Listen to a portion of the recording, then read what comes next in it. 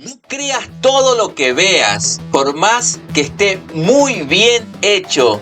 Este video está muy bien hecho, muy buenos los efectos especiales, pero el contenido, mira este video, quédate hasta el final de este programa que vamos a hacer una reacción y vamos a evidenciar el problema hermenéutico e histórico que tiene este video. Quédate hasta el final del programa y te lo explico.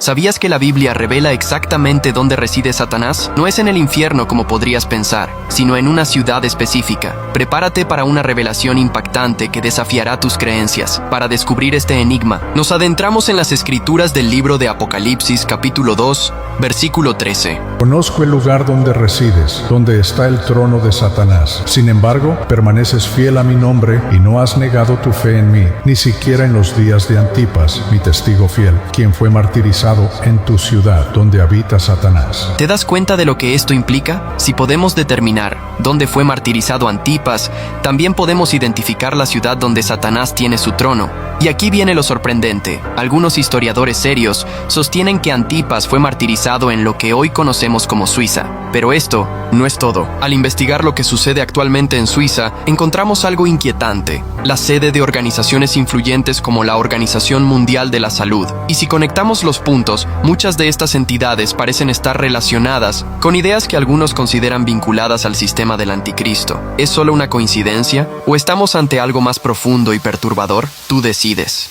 Bueno, en verdad deja mucho que desear el mensaje. Como les repetía, la manera en que está hecho el video, excelente. La inteligencia artificial, cómo está dinámicamente hecho, entra todo por los ojos para contaminar el corazón con el contenido. Dice una nueva revelación, hermanos, la revelación ya no hay. Fue revelación, inspiración. Se cierra el canon porque la revelación está completa, y a partir de que se cerró el canon para nuestros días es iluminación. No hay algo nuevo, sino que a medida que vamos estudiando esa iluminación progresiva que Dios nos va dando a través del conocimiento, vamos entendiendo nuevas cosas. Pero bueno, no me quiero desviar. Hice un escrito para precisamente no desviarme. Lo primero que nosotros debemos hacer, y lo que siempre decimos, es ir a las escrituras, empezar con la exégesis. ¿Qué es lo que la Biblia dice? No podemos nosotros sacar una conclusión apresurada usando solamente un solo versículo fuera del contexto. Fuera de ese contexto, no sabemos cuál es el contexto, cita un solo versículo. Entonces debemos hacer mínimamente una exégesis para tratar de llegar lo más posible, lo más afinado posible a una interpretación lo más fiel posible. Entonces lo primero que vamos a hacer es ir a leer el texto que el video cita, y cita Apocalipsis capítulo 2 versículo 13, pero lo correcto, para evitar sacar un texto fuera de su contexto para hacer un pretexto, lo que vamos a hacer es leer la perícopa completa, o sea, todo el mensaje que da Jesús a esta iglesia. Entonces vamos a leer nosotros un versículo anterior, vamos a empezar en el 12 y vamos a leer hasta el versículo 17, y así lee la palabra del Señor. Dice, Apocalipsis capítulo 2, versículo 12 al 17, dice: y escribe al ángel de la iglesia en Pérgamo, el que tiene la espada aguda de 2 filos, dice esto: yo sé dónde moras, dónde está el trono de Satanás. Guardas fielmente mi nombre y no has negado mi fe, aún en los días de Antipas, mi testigo fiel, mi siervo fiel, que fue muerto entre vosotros, donde mora Satanás. Pero tengo unas pocas cosas contra ti, porque tienes ahí a los que mantienen la doctrina de Balaam, que enseña a Balac a poner tropiezo entre los hijos de Israel, a comer cosas sacrificadas a los ídolos, a cometer actos de inmoralidad. Así tú también tienes algunos que de la misma manera mantienen la doctrina de los nicolaitas. Por lo tanto, arrepiéntete, si no vendré a ti pronto y pelearé con ellos con la espada de mi boca.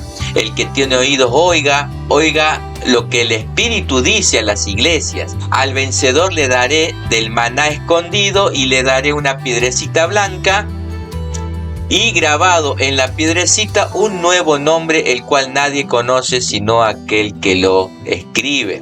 La iglesia de Pérgamo era una ciudad muy ilustre, era la capital del reino Seleucida, en donde Daniel, allá en el capítulo 11, hace una pequeña referencia en su libro.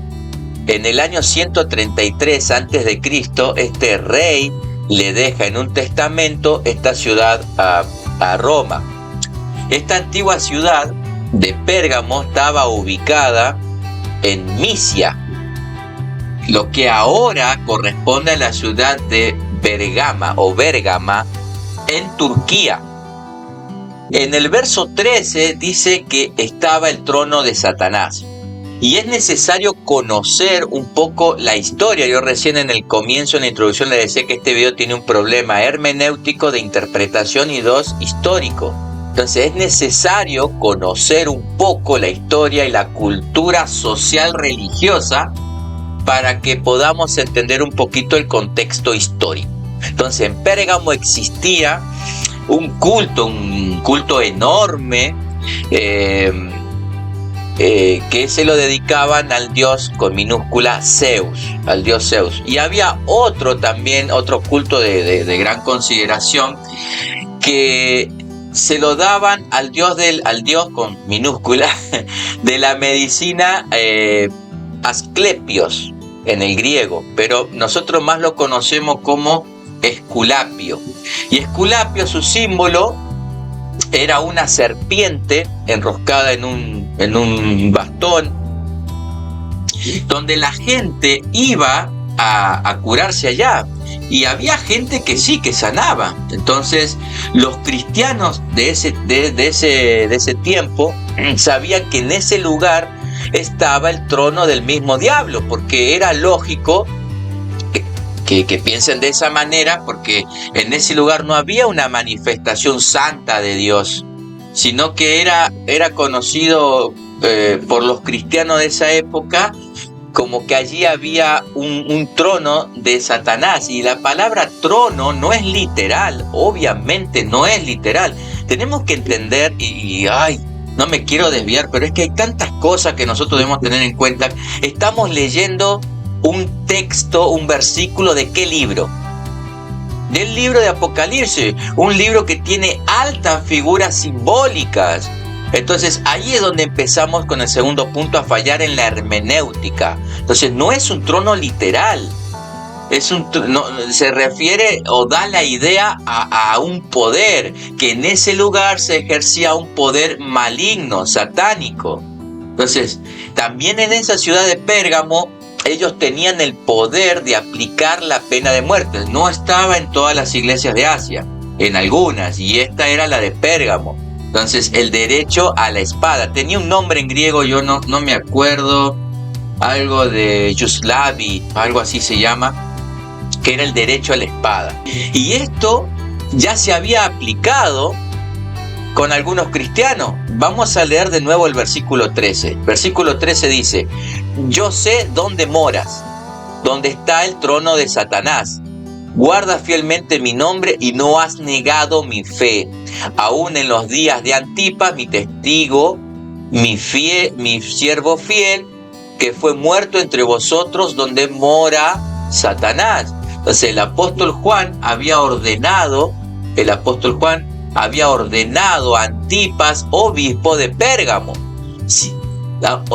Antipas fue martirizado. ¿De qué manera? Fue quemado sobre brasas ardientes dentro de un toro de bronce.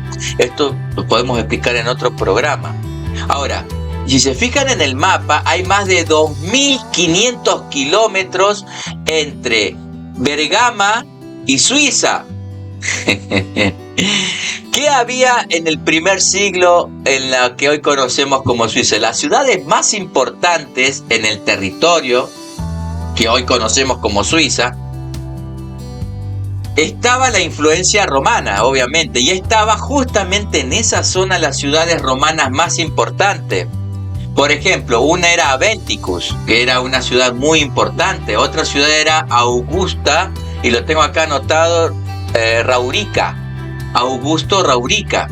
Y Augusta, la ciudad de Augusta, tiene referencia a los Césares. ¿Cómo será que había otra colonia, un pueblo muy importante, se llamaba Colonia Julio Claudia, de la dinastía de los Césares Julio Claudio? ¿De acuerdo? Entonces, está en la historia. No tenemos que estar inventando nada. Entonces, sin palabras. Esta historia, o sea, lo que pasa en ese país de Suiza, sí, funcionan ciertos grupos, ciertas entidades que se creen, que quieren dar a creer que son gobernadas por este anticristo y forman el escenario para que venga ese anticristo. Y ya nosotros hemos puesto en este canal de que este anticristo ya estaba en el primer siglo, y la palabra anticristo solo aparece 4 veces en todo el Nuevo Testamento. La palabra anticristo no figura ni una vez en el Apocalipsis. Ni una. No existe. Las únicas 4 menciones que hay de la palabra anticristo la usa el apóstol Juan en su primera carta y en su segunda carta. Esto ya lo hablé en programas anteriores. Ingresa al canal, mira el canal, es un canal de estudio. Yo sé que da pereza estudiar y leer, queremos un TikTok todo rápido, pero no, hermano, tenemos que ser buenos creyentes. Entonces, ¿qué pasa? Que este video relaciona estos grupos que supuestamente son gobernados por el anticristo y que sacan fuera de contexto Apocalipsis 2:13 para que coincida, para que nos dé la idea de que habla de ese lugar en específico. Entonces, no creamos, hermano, no creamos todo lo que nos cuentan. Quieren que creamos cosas fantasiosas, cosas de escatología de ficción. No, hermano. Debemos ser buenos verianos. Vaya, lea Hechos capítulo 17. Tenemos que ir a la palabra del Señor, orar a nuestro Señor y que el Espíritu Santo sea quien nos guíe a toda verdad. Y hasta aquí este programa, querido hermano, rogando y esperando realmente en el Señor que les haya sido de bendición, de que no nos dejemos mover por cualquier viento de doctrina. Estudiemos, vayamos a las Escrituras, ¿de acuerdo?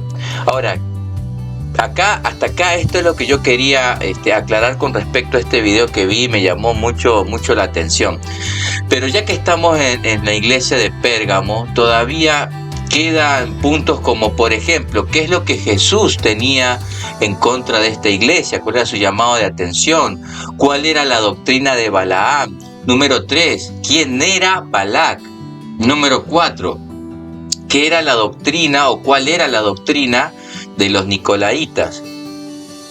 Y número 5, ¿a qué se refiere con esa piedrecita blanca? Hay mucho contexto cultural detrás de este punto de la piedrecita blanca. Se llama tesera. No voy a decir más. Todo esto en el próximo programa. Muchas bendiciones, no se olviden de darle like, compartan, me ayuda muchísimo al canal. Bendiciones, chao.